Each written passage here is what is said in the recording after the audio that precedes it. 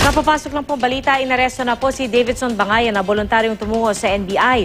May ulat on the spot si John Consulta. John? Pia, inaresto na nga ng National Bureau of Investigation o NBI.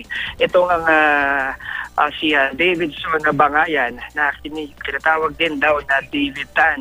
Ang naganap dito, Pia, ito yung una nagpunta muna kay Secretary de Lima para daw linawin ang kanyang pangalan. Tinisi na kanya sabihin hindi raw siya si David Tan at wala siyang kinalaman sa di umano'y rice smuggling. At siya nga naman ay pinapunta naman ni Secretary de Lima papunta dito sa NBI para doon na raw magbigay ng kanyang formal na pahayag.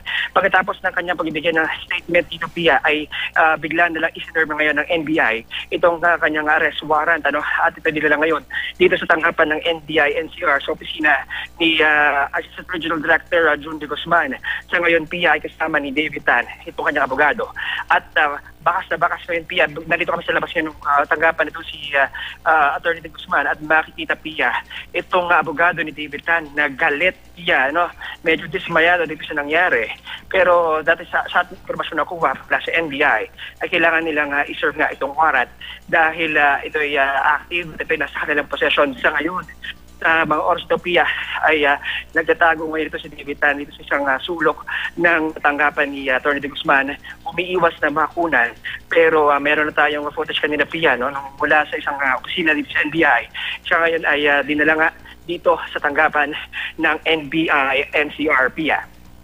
John, alam mo na ba kung ano yung naging laman ng kanyang pahayag? Ito ba yung naging basehan ng pag-aresto kay David Tan or talagang parang pinaghandaan rin nila yung pag-aresto sa kanya nung malamang nag-surrender na siya? Doon sa ating impormasyon na kuha, Pia, una sa lahat ay tinanggi ito si David Tan na wala na rin siyang kinalaman dito sa rice smuggling. At siya ay involved daw sa negosyo ng metal scrapping at ng iba pang mga negosyo. At meron din daw na konting bigas pero marin niyang giniit na wala raw talaga siyang kinalaman dito sa sinasabing rice smuggling na iniuugnay siya. At sinasabi niya na siya nga si Davidson Bangayan pero hindi siya si David Tan, Pia.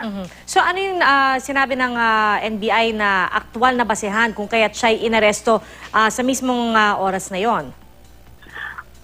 Sa ngayon, Pia, sa ating impormasyon na kukuha, ay patuloy nating inaalam itong laman ng arrest warrant na hawak ngayon ng NBI. Ito ay hawak na ngayon sa mga oras ito ng kanyang abogado.